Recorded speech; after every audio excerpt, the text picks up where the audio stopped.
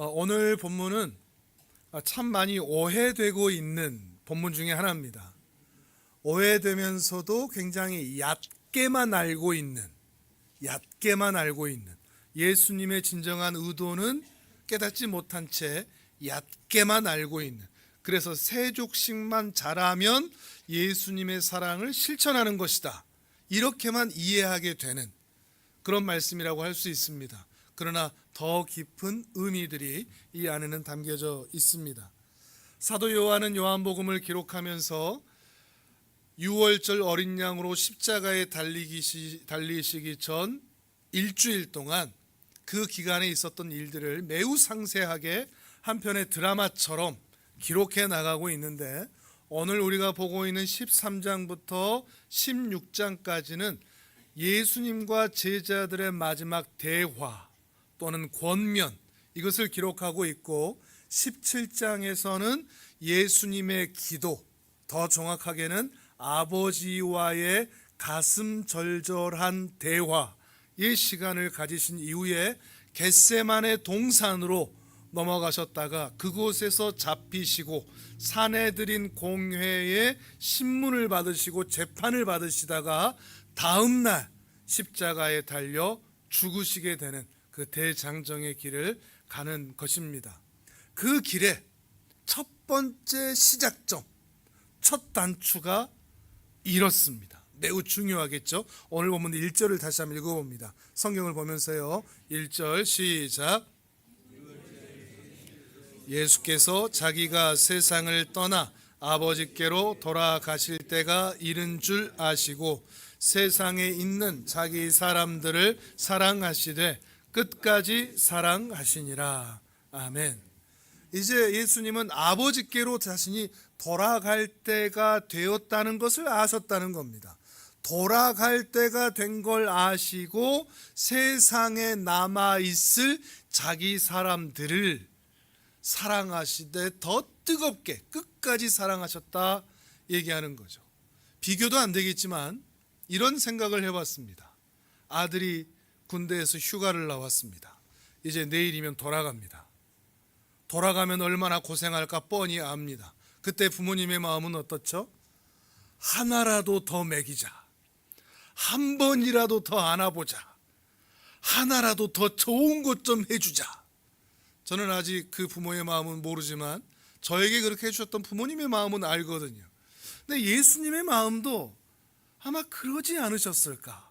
이제 예수님은 아버지께로 돌아가야 되는데 제자들에게 남아있는 무수한 고난과 힘듦과 아픔과, 그러면서도 인내해야 되고 그러면서도 절제해야 되고 그러면서도 주의 복음을 전해야만 하는 그 길을 가는 제자들을 향해서 가슴 절절한 부모의 마음으로 사랑하시되 끝까지 사랑하셨다라고 표현을 하는 것입니다. 근데 중요하게 연결해야 될 부분이 있습니다. 그 사랑의 마음이 외적 행동으로 나타났는데 무엇으로 나타났죠? 제자들의 발을 씻기는 것으로 나타났습니다. 이것을 연결해서 생각하셔야 됩니다. 따로따로가 아니라는 거죠. 주님이 정말로 제자들을 사랑하시는데, 뜨겁게 사랑하시는데 그 사랑의 마음이 마음에 머물러 있지 않고 제자들의 발을 씻기는 것으로 나타났다 하는 것이죠. 근데 이 제자들의 발을 씻기는 것, 사람의 발을 씻기는 것은 중동 지역에서는 항상 있는 일인데 이것은 하인들이 합니다. 주인이 하는 게 아니라는 말이죠. 그러니까 한 집에 들어가서 제일 먼저 예수님이 허리에 수건을 두르고 제자들을 앉히시고 한 사람 한 사람 정성스럽게 발을 씻겨주심으로 당신의 사랑을 보여주셨다, 이런 의미가 된다는 거죠. 다시 한번 이 의미들을 생각하면서 오늘 본문을 다시 한번 읽어보겠습니다. 3절부터 11절까지 읽어보겠습니다. 3절부터 11절, 그리고 이해되지 않은 부분이 또 뭔지, 베드로의 말이나 유다와의 관계, 이것은 우리가 또 어떻게 생각해야 되는지, 이런 것들을 생각하시면서 3절부터 11절을 읽어보겠습니다. 시작. 저녁 먹는 중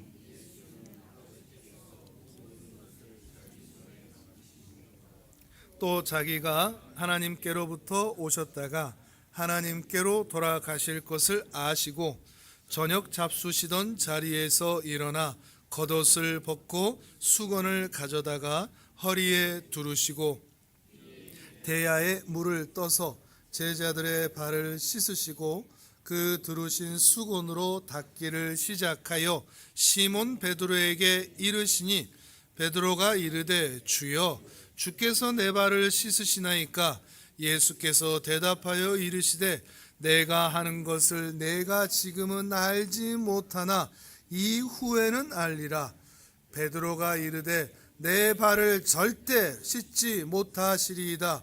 예수께서 대답하시되 내가 너를 씻어주지 아니하면 네가 나와 상관이 없느니라. 시몬 베드로가 이르되 주여 내 발뿐만 아니라 손과 머리도 씻어 주옵소서. 예수께서 이르시되 이미 목욕한 자는 발밖에 씻을 필요가 없느니라. 온몸이 깨끗하니라. 너희가 깨끗하나 다는 아니니라 하시니 이는 자기를 팔자가 누구인지 아심이라. 그러므로 다는 깨끗하지 아니하다 하시니라. 아멘. 끝까지 사랑하신다는 그 마음이 제자들의 발을 씻기는 행동으로 이어졌다고 했는데, 발을 씻겼다는 게 일반적인 육체의 발을 씻김 그 자체가 핵심이자 결론이 아니다 라는 것을 짐작해 볼 수 있는 대목이 몇 군데 있습니다. 여러분에게 미리 힌트를 주었던 것처럼 8절에 베드로가 주님이 제 발 씻는 것 저 감당하지 못하겠습니다. 어떻게 선생님이 저를 발을 씻으십니까? 종들이 와서 씻어야지. 그러니까 예수님이 너의 발을 내가 씻어주지 않으면 너는 나와 상관이 없다 이럽니다. 그럼 관계가 없는 사람이다. 관계가 끊어진다 그런 말이죠. 이상하죠? 단순히 발 씻는 문제가 아니라는 것이죠. 주님과 관계가 이어지는 의미라는 겁니다. 여러분의 궁금한 표정 또 제 마음을 흥분하게 만듭니다. 뭔가 이게 또 뭘 얘기하는가 싶어 하시는 그런 표정. 자, 10절에는 또 이렇게 얘기하죠. 너희는 깨끗하나 다 깨끗하지 않은데 그것이 가롯 유다라고 말씀하십니다. 이 말도 이해가 안 되죠. 발 얘기하다가 이제 몸 얘기로 넘어가서 몸 얘기로 얘기해서 너희는 다 깨끗하지만 안 깨끗한 사람이 있다. 그게 가롯 유다다.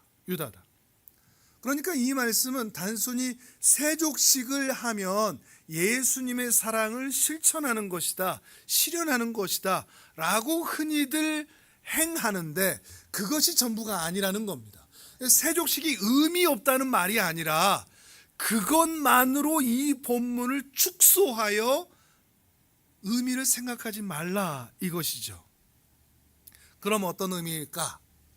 제가 계속 힌트를 드렸던 1절에 시작하는 사랑하시되 끝까지 사랑하셨다라는 것과 그 발을 씻기셨다 하는 것이 연결된다고 했는데 그 문맥의 흐름에 따라서 이해해야 바르게 이해할 수 있고 발 씻음을 바르게 이해할 수 있는데, 그렇다면 끝까지 사랑하신다는 것이 뭔가? 여기서부터 추적을 해봐야 발 씻음의 의미를 우리는 또 추적해서 알아볼 수가 있을 겁니다. 예수님이 제자들의 발을 씻겨주셨습니다. 그런데 예수님은 가룟 유다가 자기를 은 30의 사람들에게 팔았다는 사실을 이미 알고 계십니다.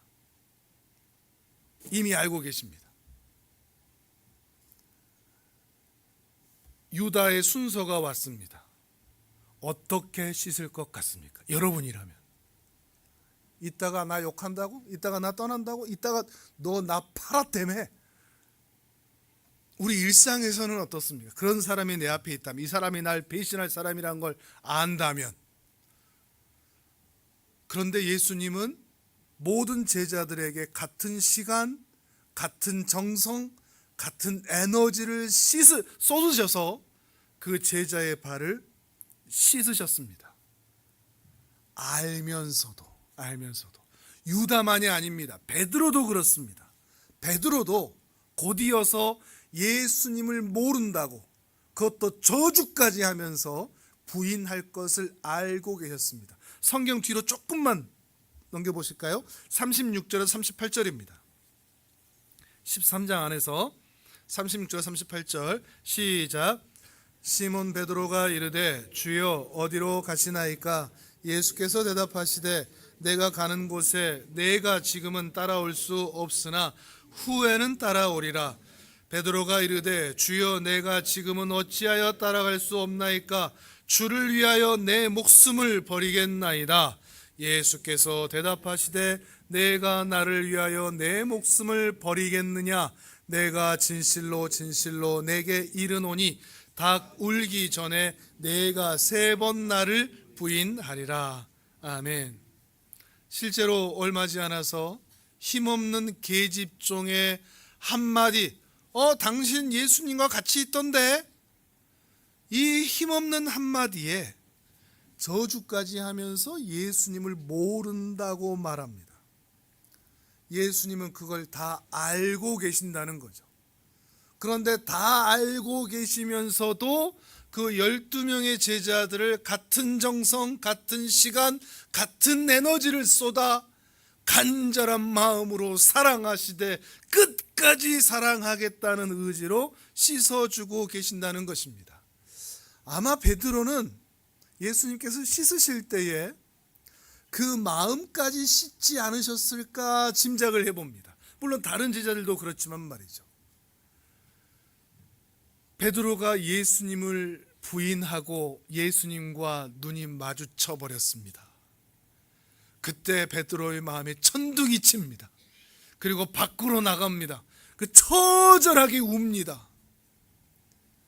그때까지 주님은 알고 계셨을 것입니다. 발을 씻어주시면서 아마 이런 생각도 하지 않으셨을까요? 아유, 너무 아프지는 말아라. 너무 괴로워하지는 말아라. 너무 힘들어하지는 말아라. 다시 일어나도록 내가 기도하마. 누가복음은 그렇게도 표현을 하고 있죠. 또 예수님이 팔리기 바로 전 겟세마네 동산에 가셨을 때 예수님은 너무 괴롭고 힘들어서 제자들에게 기도 부탁을 합니다. 너희도 나랑 같이 기도해다오. 한 마음으로 기도해다오. 예수님은 3번이나 땀이 핏방울처럼 보이도록 기도하셨는데 제자들은 잠이 들었습니다. 왜 잠이 들었을까요? 피곤해서가 아니죠. 자기 일 아니니까. 만약에 자기가 제자들 중에 1,000만 원을 뜯겼다, 누구한테 손해를 봤다, 자기 자식이 두들겨 맞고 왔다, 그러면 기도가 될까요? 잠이 올까요? 잠이 안 오죠. 기도가 되죠. 자기 일이라면 그렇게 기도하죠. 근데 예수님은 지금 죽게 생겼는데, 그래서 그 마음이 너무 괴로워서 아파하시는데 그 예수님의 마음을 아는 사람이 한 사람이라도 있다 없다? 없다. 그러니 자는 겁니다. 예수님의 뜻과 예수님의 길을 도저히 알지 못하는 것입니다. 예수님은 그것도 알고 계십니다. 예수님은 얼마나 가슴이 시려울까요? 내가 이렇게까지 가르쳤는데, 내가 이렇게까지 너희를 위하여 헌신하여 너희들을 데리고 왔는데 너희 중에 내 마음을 아는 자가 단 한 사람도 없구나.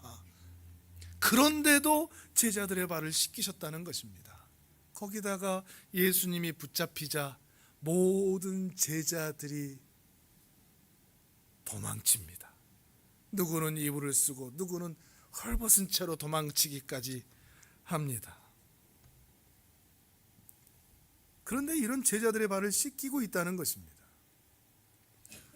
그렇게 씻겨줄 만큼 귀엽고 귀염뽀짝하고 사랑스럽고 기특하고 멋지고 예쁘고 보기만 해도 좋고 이런 상황이 아니라는 겁니다. 전혀 그렇지 않다는 겁니다. 사랑할 만하지 않습니다.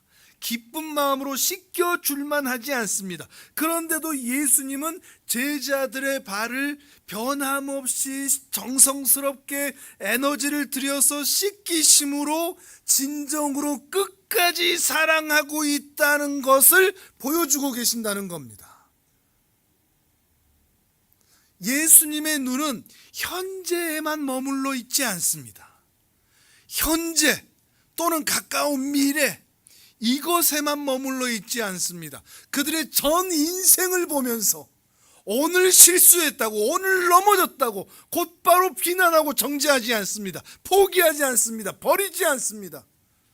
나는 너희를 절대 버리지 않는다. 너희가 앞으로 어떤 짓을 저지를지라도. 그러니 사랑하시되 끝까지 사랑하신다는 이 말씀은 현재만의 이야기가 아니라 우리가 천국문에 이르는 그 순간까지를 포함한 엄숙한 사랑의 선언이라고 할 수 있습니다. 신랑이 신부에게, 신부가 신랑에게 선언하듯 영원히 사랑하겠습니다 라고 선언하듯, 지금 예수님은 너희를 천국문 앞에서 만날 때까지 어떤 일이 있어도 나는 너희를 사랑하고야 말 것이다, 이것을 보여주고 계신다는 것입니다. 정말 큰 위로가 되는 말씀 아닙니까? 요한복음 13장 1절은 제 인생에 정말 큰 힘이 되는 말씀입니다. 무너지고 실패할 때가 많습니다. 그때마다 사랑하신다라는 단어만 아니라 끝까지 사랑하신다. 내가 이 모양 이 꼴이어도, 이 꼬라지여도 주님은 나를 끝까지 사랑하신다. 끝까지 사랑하신다.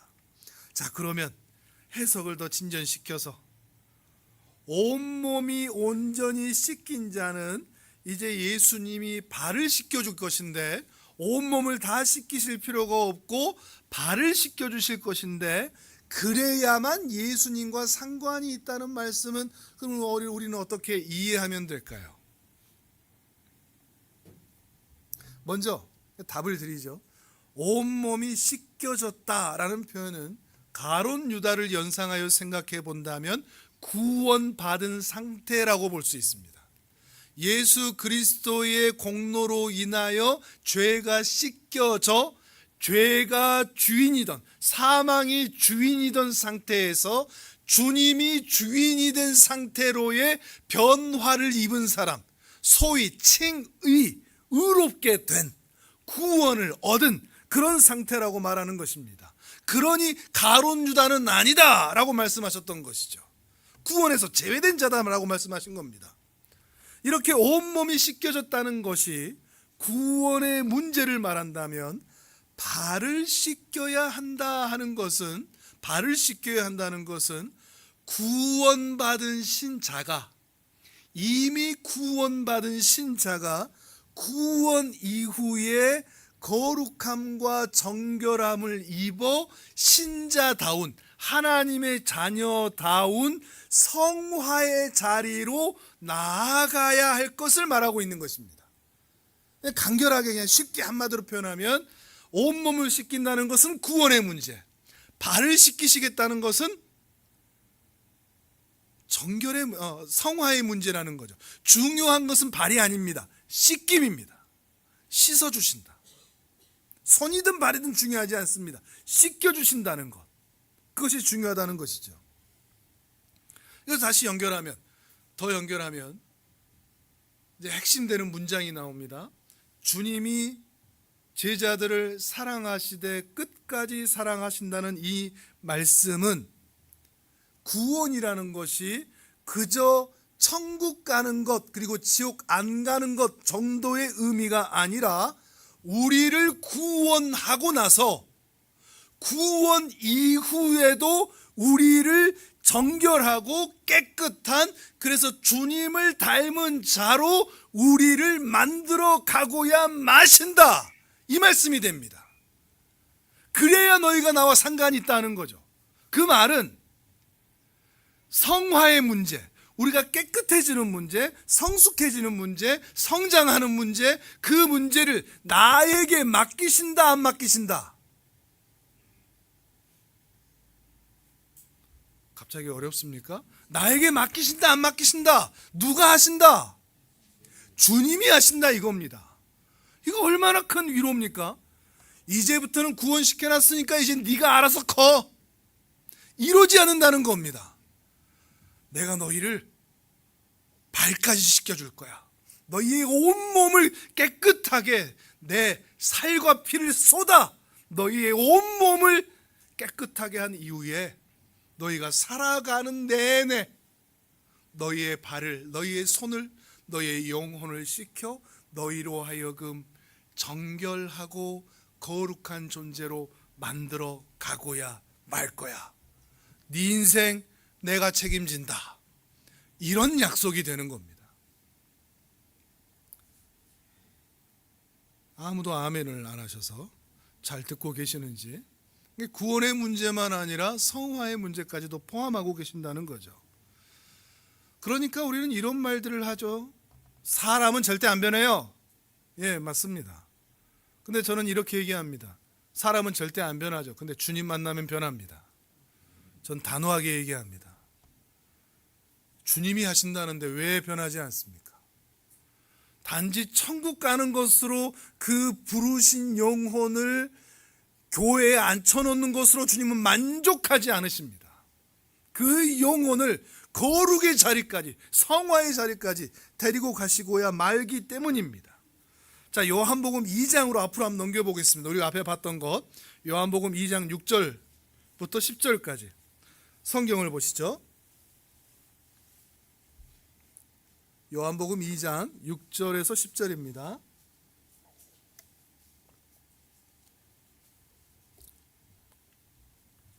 중요한 포인트는 씻음, 이것이 우리가 익숙한 단어로는 정결, 이렇게 이해하시면 더 낫습니다.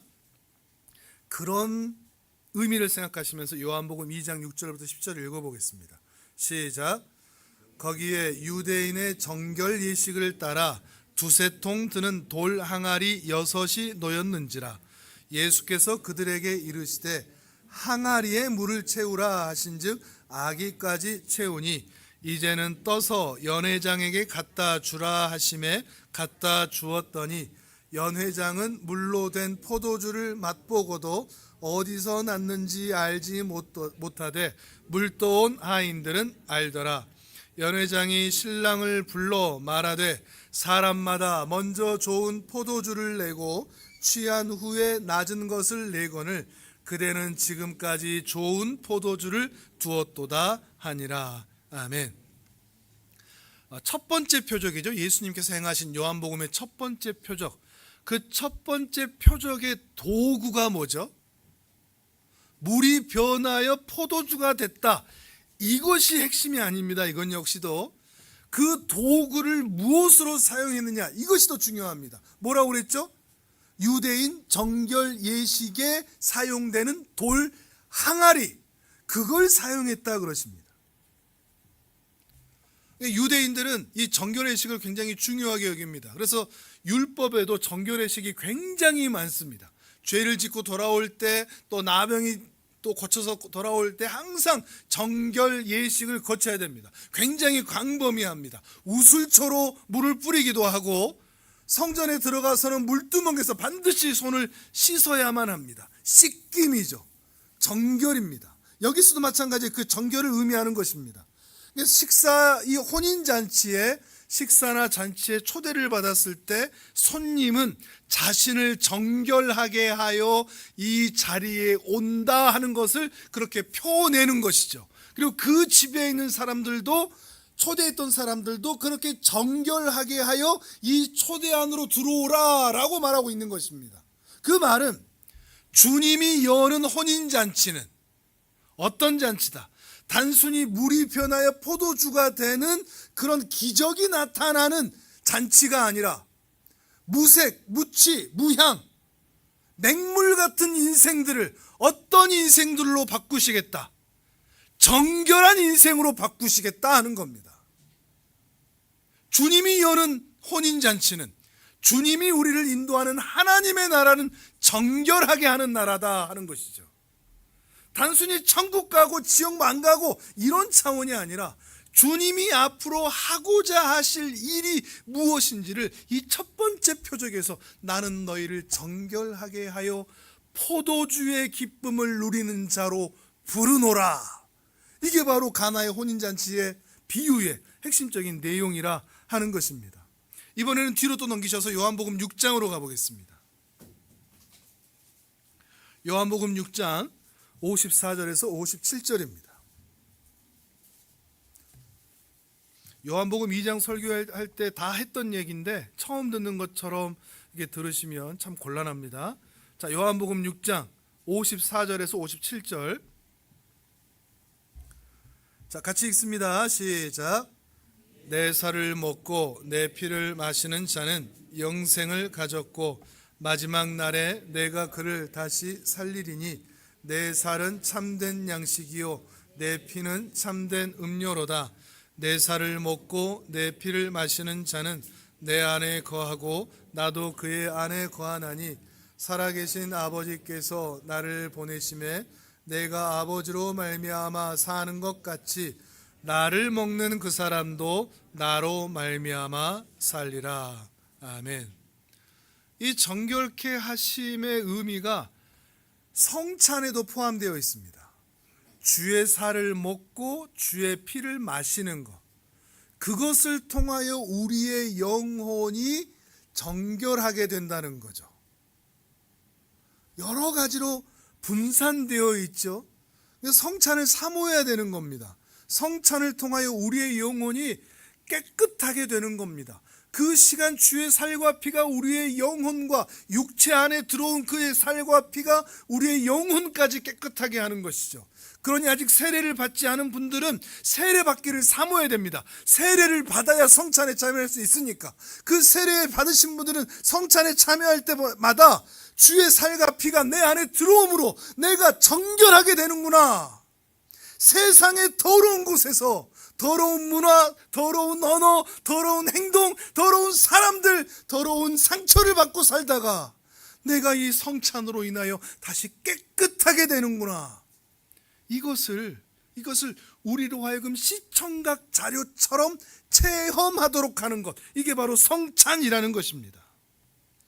그러니 구원이라는 것은 단순히 예수님 믿어요, 영접기도 합니다, 그러는 순간 천국 가게 되고 지옥 안 가는 것 정도가 아니라, 구원이라는 것은 예수 그리스도의 피로 말미암아 내가 깨끗하여 졌음을 믿음으로 칭의, 의롭게 되고 뿐만 아니라 그 이후에 내 삶도 하나님 앞에서 주의 깨끗하심과 같이 깨끗하여 살아가기 위해 살아가는 전 인격, 전 과정, 그게 구원입니다.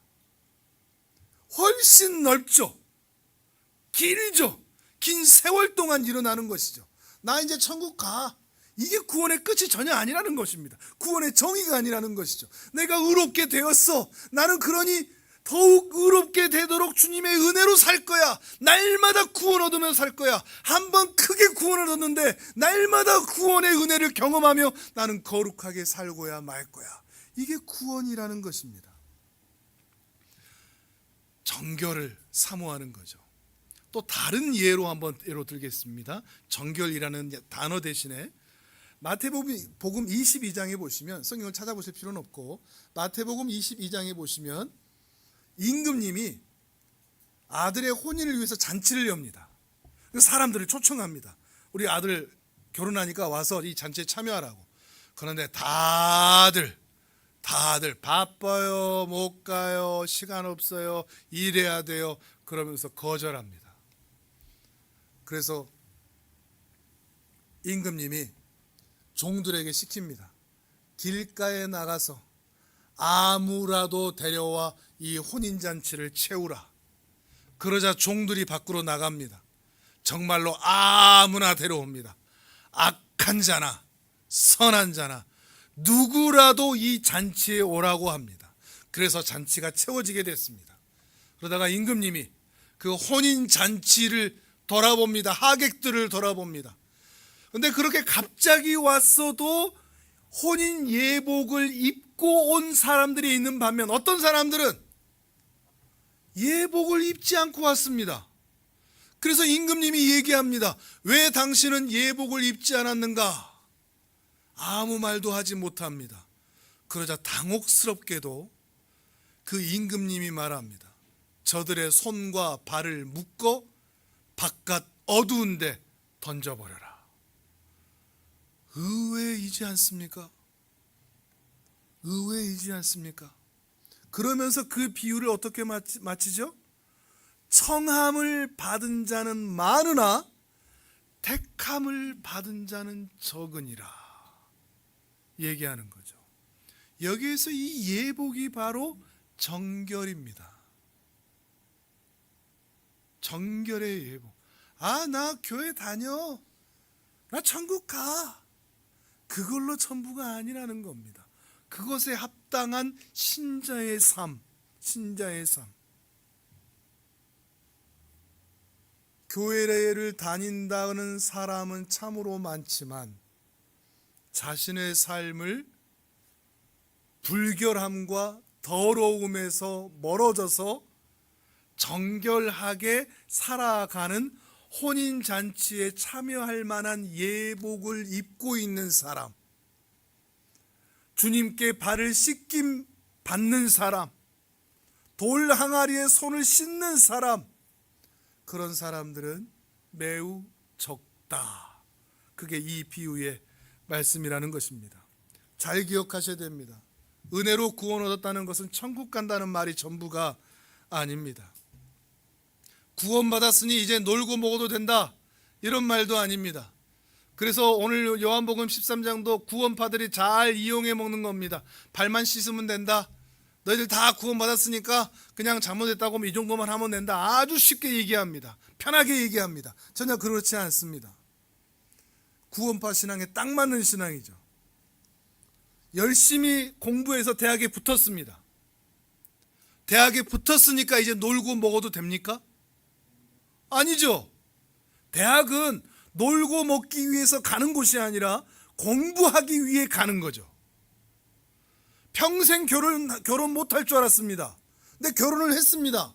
결혼을 했으니까 예전처럼 내 마음대로 놀고 먹어도 됩니까? 안 됩니다. 결혼은 사랑하기 때문에 결혼하는 것이 아니라 장차 더욱 사랑하기 위해 결혼하는 겁니다. 미래가 있다는 겁니다. 이후가 있다는 거죠. 구원으로 끝나지 않고 구원 그 이후의 성화의 삶이 반드시 있다는 것입니다. 신앙이나 구원도 마찬가지입니다. 하나님의 자녀가 되는 순간부터 말씀으로, 예배로, 또 우리의 양심으로, 성령님의 역사하심으로 정결함과 거룩함을 날마다 요구받습니다. 진홍처럼 붉은 재, 주홍처럼 붉은 재, 흰눈처럼 양털처럼 변화되어 살라고 우리에게 요구를 받습니다. 천국에서의 완성의 삶을 꿈꾸는 것으로 끝나지 않고 이 땅에서도 완성의 길을 갈 것을 성경은 지속해서 우리에게 요구한다는 것입니다. 자주 말씀드리듯이 오늘 우리가 아직도 여전히 살아있는 이유는 점수가 차지 않았기 때문입니다. 신앙의 점수, 정결 점수, 장수한다는 표현이 아닙니다. 아직 우리의 신앙의 점수가 차지 않았기 때문에 하나님이 아직 데리고 가지 않으셨다 생각하셔야 됩니다. 성결의 길을 우리는 여전히 가야 한다는 것이죠. 이전에는 거짓말도 하고 도둑질도 하고 술도 마시고 탕진도 하고 내 마음대로 나 하고 싶은 대로 그렇게 음란과 탐욕에 젖어 살았더라도 이제는 그 구렁텅이에서 벗어나야 하는 겁니다. 물론 여전히 그렇게 살고 있다고 할지라도 하나님은 그렇게 사는 인생마저도 사랑하십니다. 끝까지 사랑하신다고 하셨으니까요. 다만 아쉬운 겁니다. 여전히 그 자리에 머물러 있다는 것이, 여전히 그 모양 그 꼴로 있다는 것이 하나님마저도 탄식하시는 겁니다. 탄식하시는 겁니다. 안타까워하시는 겁니다. 우리로 하여금 그 자리에 머물러 있지 않기를 원하시는 것입니다. 물론 쉽지 않습니다. 정결하게 살아가야 한다는데 주의 깨끗하심과 같이 우리도 주의 깨끗하심처럼 우리도 깨끗해져야 된다는데 정말 그 수준이 어느 정도인지, 신앙의 수준, 아니 목사님 그럼 우리 보고 대체 어느 정도까지 살라는 거예요? 예수님처럼 우리가 어떻게 살아요? 이런 세상에서 그 수준이 우리에게 너무 높아서 답답하기는 합니다. 화면을 볼까요? 요한일서 3장 2절입니다. 우리의 신앙에 혼란이 생기는 이유가 바로 이런 것들 때문이겠죠. 3장 2절 3절 시작. 사랑하는 자들아,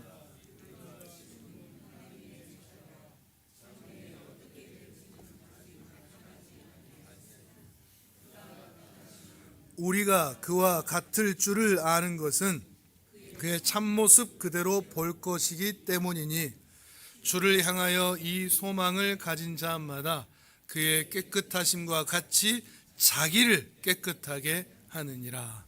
아멘. 이게 얼마나 영광스러운 말씀인 줄 아십니까? 마지막 날에 우리가 누구하고 같아진다고요? 주님과 같아진다고요. 안 놀라세요? 주님과 같아진다고요. 우리 모습 이대로 있지 않고 주님과 같아진다고요. 물론 그의 신적 능력까지는 아니겠죠. 그러나 그의 정결과 거룩과 영광과 아름다움과 탁월함과 지혜, 그 모든 것이 우리의 것이 된다고요. 그가 부활하여 제자들을 만났던 모습들처럼 우리도 그렇게 아름답게 변화될 것이라는 거죠. 근데 이 소망을 가진 자, 나도 주님과 같아질 거야 라고 그 소망을 가진 자들은 어떻게 산다? 자기를 깨끗하게 한다. 깨끗하게 한다. 현실에서 이 말씀이 이루어지지 않는 이유는, 우리가 매번 쓰러지는 이유는, 실패하는 이유는 이 미래에 대한 약속과 그 영광스러운 모습으로의 변화가 우리에게 아직 확고하지 않기 때문입니다. 천국의 영광이 뭔지, 주님과 같아진다는 것이 무엇인지, 이 땅에서의 삶보다 천국에서의 삶이 훨씬 낫다는 것이 무엇인지에 대한 그림도 없고 확신도 없기 때문입니다. 출애굽 현장을 예로 한번 생각을 해보겠습니다. 출애굽 때 이스라엘 백성들을 보면 놀라는 것은 하나님의 기적이 아닙니다. 오히려 이스라엘 백성들 때문에 놀랍니다.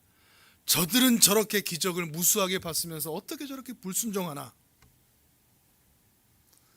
출애굽 1세대들은 하나님의 말씀대로 산 적이 거의 없습니다. 홍해 지날 때 다 같이 노래 한번 부르고, 뭐 좋은 일 생기면, 기적이 생기면 그때 노래 한번 부르고, 거의 하나님의 말씀대로 산 적이 없습니다. 그래서 그들은 어떻게 되었죠? 광야 40년, 광야 1세대는 모두 광야에서 죽고 말았습니다. 왜 그랬을까요? 왜 그랬을까요? 과거와 현재와 미래에 대한 해석의 차이입니다.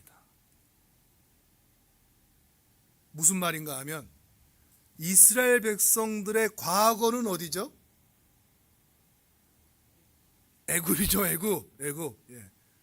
미래는 어디죠? 약속의 땅, 젖과 꿀이 흐르는 가나안 땅이죠. 그런데 현재는 어디죠? 광야죠. 광야. 먹거리도 없고 농사를 지을 수도 없는 현재는 광야입니다. 그런데 문제는 이스라엘 백성들이 이 현재에서 무엇과 무엇을 비교해야 하냐면 과거와 미래를 비교해야 합니다. 과거의 애굽 백성으로, 애굽의 노예로 저렇게 살았지만 젖과 꿀이 흐르는 가나안 땅에 들어가면 우린 하나님의 은혜로 풍성하게 살 거야. 과거와 미래를 비교해야 되는데 이스라엘 백성들은 뭘 비교했죠? 과거와 현재를 비교합니다. 과거에 저 애굽에서는 고기도 먹었어.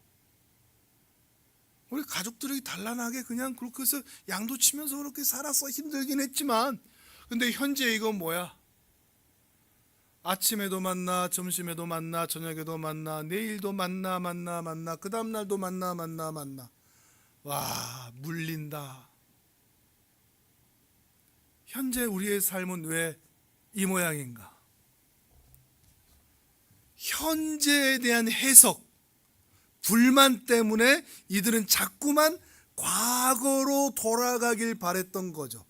뭐가 없는 거죠? 미래에 대한 그림이 없는 겁니다.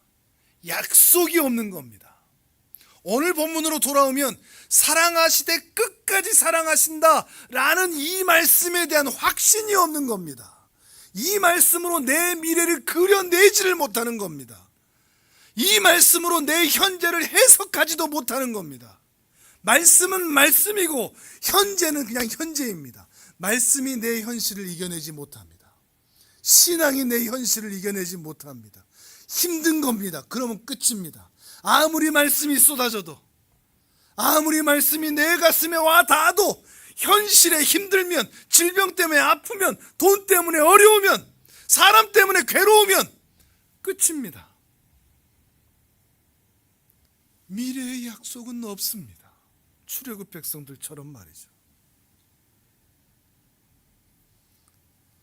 여러분은 구원받기 전과 구원받은 이후 뭐가 더 나은 것 같습니까? 그렇죠? 아마 우리 성도님들 다 그렇게 대답하실 겁니다. 구원받은 이유가 훨씬 낫다. 근데 조금만 생각해 보면, 다 그렇지는 않겠지만, 구원받기 전에는 내가 뭘 해도 양심의 가치가 안 느껴졌습니다. 술을 마시고, 음란하게 살고, 도적질을 하고, 분노하고, 싸우고, 때리고, 당짓고, 사람들 괴롭히고 이래도 사람들 다 그렇게 사니까 양심의 가책이 그다지 없습니다. 그다지. 근데 구원받은 다음에는 어떻죠? 그 전의 삶에 비하면 정말 작은 죄인 것 같은데 그것 때문에 양심이 찔려 잠이 안 옵니다. 그렇지 않습니까? 차라리 이스라엘 백성들처럼 이 양심의 찔림이 너무 괴로우니까 나 그냥 옛날로 돌아갈래, 이렇게 될까요? 우리 삶에서도 이런 시험이 있다는 겁니다. 예수를 믿는데 부자가 되지 않습니다. 예수를 믿고 기도하는데 질병이 낫지를 않습니다. 열심히 헌신하고 봉사하는데 상황과 형편이 더 나아지지도 않습니다. 현실은 광야라는 겁니다. 그때 어딜 볼까 하는 겁니다. 과거를 볼 거냐, 미래를 볼 거냐, 어디로 갈 거냐. 미래를 바라보지 못할 때 우리의 신앙 현실은 혼란스러울 수밖에 없습니다. 그래서 우리가 일상에서 힘들었던 겁니다. 약속에 대한 분명한 확신이 없으니까. 끝나는 거 아니야, 아무 소용없는 거 아니야. 예수 믿는다는 게 대체 뭐야? 내가 예수 믿어서 예배드려서 얻은 게 대체 뭐야? 내 이 빈손인데, 되는 게 없는데 예수 믿는다고 내게 주어진 것이 대체 뭐야? 물론 우리는 말씀을 암송하고 읽을 때는 어떻게 살아야 되는지 잘 압니다. 예수 믿는 자의 삶이 어떠하다는 것도 잘 압니다. 화면을 보겠습니다. 마태복음 7장 13절 14절 외우셔도 됩니다. 같이 읽습니다. 시작. 좁은 문으로 들어가라. 멸망으로 인도하는 문은 크고 그 길이 넓어 그리로 들어가는 자가 많고 생명으로 인도하는 문은 좁고 길이 협착하여 찾는 자가 적음이라. 아멘이 되십니까? 우리가 가야 하는 길은, 거룩과 정결의 길은 좁습니다. 협착합니다. 험악합니다. 그런데 우리는 실제로 어떤 길을 가고 싶죠? 영광스럽고 아름다운 길로 가고 싶습니다. 생명의 길로 가고 싶습니다. 생명의 길로 가고 싶은데 내 손에는 영광이 쥐어져 있어야 됩니다. 부도, 형통도, 건강도, 자랑거리도 쥐어져 있어야 한다고 생각합니다. 다 가지겠다는 거죠. 말씀은 암송하지만 우리의 신앙 현실은 이렇다는 것입니다. 그곳이 정말 영광스러운 길이라는 것을 알겠지만 내가 그 길을 가는 동안 자랑스럽지도 않고 영광스럽지도 않고 편안하지도 않고 즐겁지도 않다면 가지 않겠다. 그래서 교회를 떠나기도 하는 겁니다. 그래서 우리는 우리의 신앙을 내 삶의 더 유용함과 유익을 위해서 사용하고자 합니다. 기도도 그래서 비나이다가 되는 때가 많습니다. 안 아프게 해주세요. 돈 잘 벌리게 해주세요. 어려운 일 없게 해주세요. 비나이다. 이러면서 놓치는 게 뭐죠? 주님을 놓칩니다. 내 인생을 향한 주님의 뜻은 무엇일까? 주님은 내게 무엇을 원하실까? 로마서 말씀을 또 읽어보겠습니다. 또 암송하셔도 됩니다. 로마서 12장 1절 2절입니다. 시작. 내가 하나님의 모든 자비하심으로 너희를 권하노니 너희 몸을 하나님이 기뻐하시는 거룩한 산 제물로 드리라. 이는 너희가 드릴 영적 예배니라. 너희는 이 세대를 본받지 말고 오직 마음을 새롭게 함으로 변화를 받아 하나님의 선하시고 기뻐하시고 온전하신 뜻이 무엇인지 분별하도록 하라. 아멘. 우린 이런 삶을 위해서 부르심을 받았습니다. 아멘이 되십니까? 부자 되고 잘 살고 건강하고 문제없어, 이걸로 우리를 부르신 게 아니라 하나님의 선하시고 기뻐하시고 온전한 뜻을 이루는 내 인생 자체가 하나님께 드리는 산 제물이 되는, 살아 움직이는 제물이 되는, 매 순간 하나님께 기쁨이 되는, 하나님과 동행하는 그런 삶으로 우리를 부르셨다는 것입니다. 물론 이게 정말 쉽지 않습니다. 사람들이 보기엔 미련해 보이거든요. 우리가 가는 길은 사람들이 오는 길에 반대길입니다. 다 우리는 거슬러 가야 됩니다. 신자들마저도 돌아옵니다. 그 길로 못 가. 난 세상으로 가. 교회 필요 없어. 신자들마저 되돌아옵니다. 근데 우리는 미련해 보이더라도 거슬러 올라가야 합니다. 이번 주에 찬양했었던 그 유튜브 혹시 보셨나요? 그 만화처럼 되어 있던 주님 계신 길을 향하여 걸어가는, 십자가를 붙들고 있다가 쓰러질 때가 태반인, 그런데 언젠가 주님이 오셔서 그 영혼을 만져주시는, 못 보셨다면 다시 한번 보십시오. 찬양도 감동이지만 그 애니메이션도 정말 감동입니다. 우리가 갈 길이 바로 이 길입니다. 하나님께서 내게 원하시는 것이 뭘까? 하나님께서 나를 통해 이루시고자 하는 선하시고 기뻐하시고 온전하신 뜻이 무엇일까? 이것이 우리 인생의 선택 기준이 되기를 바랍니다. 선택할 때마다, 결정할 때마다 그것이 여러분의 기준점, 원칙이 되시기를 바랍니다. 하나님의 기쁨을 위해 산다, 더욱 정결하게 산다 하는 것입니다. 그렇게 살아도 여러분의 삶 결코 후회스럽지 않을 겁니다. 마지막 날, 영광의 날을 반드시 맞이하게 될 것이니까요. 그리고 그날에 이르기까지 반드시 그 길을 걸어가는 우리를 사랑하시되 끝까지 사랑하셔서 정결하고 거룩하게 만들어 가시고야 말 것이기 때문입니다. 이 주님의 동행을 믿으시고 여러분이 가고자 하던 바로 그 길, 꺾이지 않고 끝까지 인내하시며 걸어가시는 존귀한 하나님의 사람들 되시기를 주님의 이름으로 축복합니다. 아멘.